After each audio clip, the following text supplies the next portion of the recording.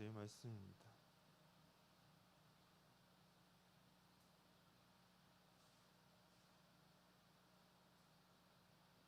갈라디아서 2장 5절부터 8절까지의 말씀입니다. 갈라디아서 2장 5절부터 8절까지의 말씀을 다 같이 봉독하도록 하겠습니다. 다 같이 읽도록 하겠습니다. 그들에게 우리가 한시도 복종하지 아니하였으니 이는 복음의 진리가 항상 너희 가운데 있게 하려 함이라. 물론 어떤 이들인지 내게 상관없으며 하나님은 사람을 외모로 취하지 아니하시나니 저 유력한 이들은 내게 의무를 더하여 준 것이 없고 도리어 그들은 내가 무할례자에게 복음 전하는 베드로가 할례자에게 맡은 것 같은 것을 보았고 베드로에게 역사하사 그를 할례자의 사도로 삼으신 이가 또한 내게 역사하사 나를 이방인의 사도로 삼으셨느니라. 아멘. 오늘의 본문에서는 계속해서 4절에 이어 거짓 형제들에 관한 이야기가 이어지고 있습니다. 5절의 말씀 우리가 다시 보도록 하겠습니다. 본문의 5절의 말씀을 다 같이 읽도록 하겠습니다. 그들에게 우리가 한시도 복종하지 아니하였으니 이는 복음의 진리가 항상 너희 가운데 있게 하려 함이라. 아멘. 바울이 이 거짓 형제들에게 말하는 것에 전혀 따르지 않음을 보게 됩니다. 그것은 아마도 할례에 관한 것이었다고 볼 수 있습니다. 3절의 말씀을 보면 다음과 같이 기록이 되어 있습니다. 갈라디아서 2장 3절의 말씀 우리가 다시 보도록 하겠습니다. 2장 3절의 말씀입니다. 그러나 나와 함께 있는 헬라인 디도까지도 억지로 할례를 받지 아니하였으니. 아멘.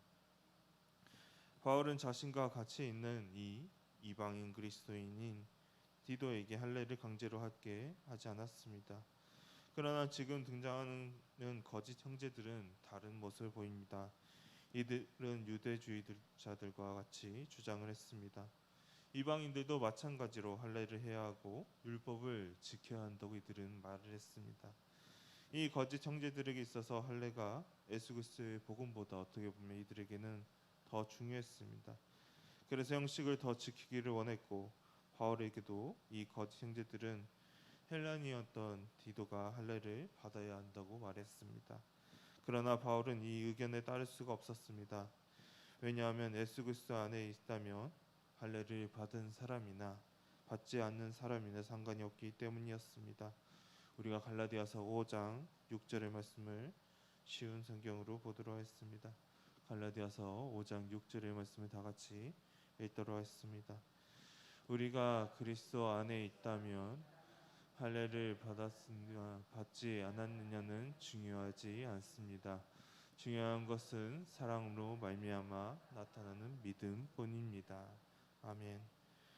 바울은 이러한 생각을 가지고 있었습니다. 예수 안에 있는 사람은 할례를 받았거나 받지 않았거나 아무 상관이 없었습니다. 이것보다 더 중요한 것이 있었기 때문입니다. 그것은 사랑으로 나타나는 믿음이 더 중요했다고 바울은 말합니다. 할례를 받고 율법으로 돌아가는 것이 아닌 예수님 안에서 예수 그리스도를 믿는 그 믿음을 가져야 합니다. 예수 그리스도를 믿는 그 믿음이 더 중요한 것입니다. 그러나 이 거짓 형제들에게 있어서는 이 믿음보다도 율법을 더 중히 여겼고 할례를 더 중요하게 여겼습니다.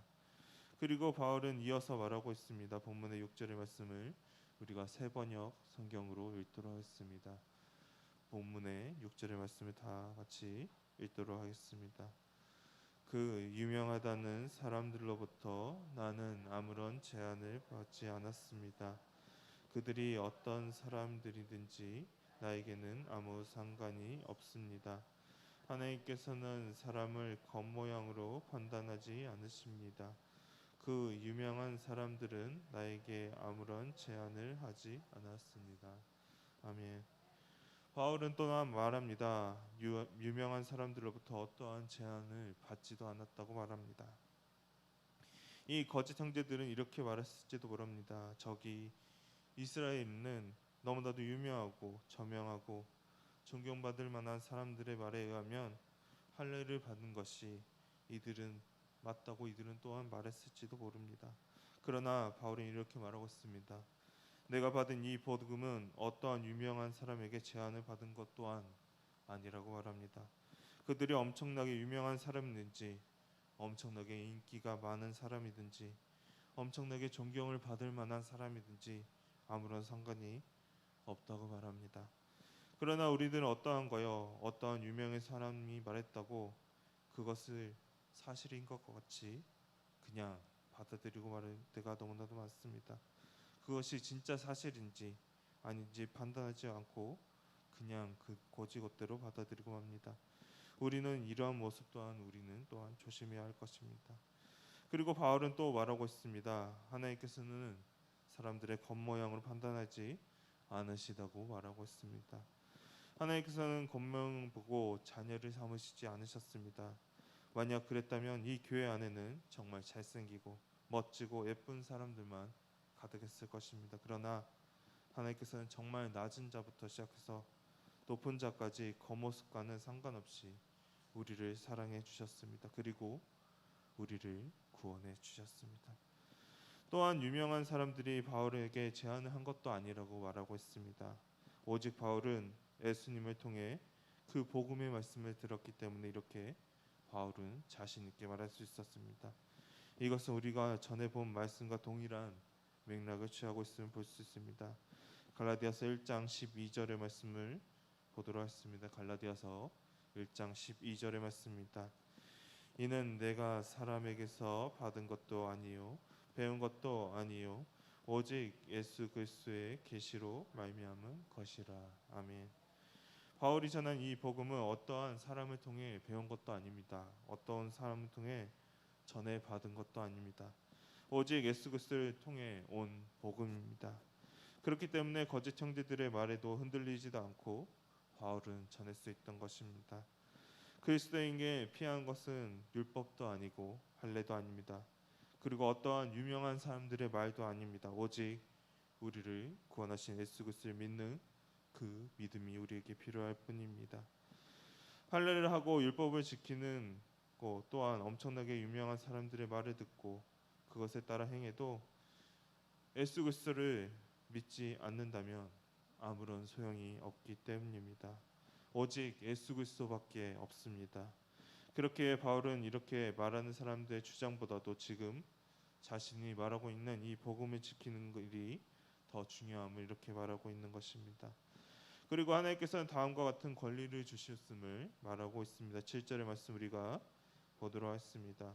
본문의 7절의 말씀을 다 같이 읽도록 하겠습니다. 도리어 그들은 내가 무할례자에게 복음 전함을 맡은 것이 베드로가 할례자에게 맡은과 같은 것을 보았고. 아멘. 이 유명한 사람들은 바울에게 디도와 같은 이방인을 향해 할례를 요구하지 않고 이 사실에 대해 알게 되었습니다. 그 사실이 뭐냐면 베드로에게 할례자인 유대인을 하나님께 맡기셔서 유대인에게 복음을 전하도록 하신 것처럼 바울에게도 할례를 받지 않는 이방인들에게 복음을 전하는 역할을 맡기셨다는 그 사실을 이 사람들은 알게 되었습니다.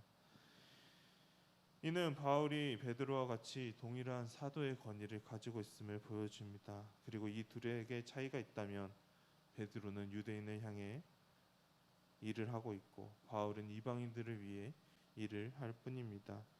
또한 이것은 베드로와 바울과 같은 복음을 전하고 있음을 보여주는 대목이기도 합니다.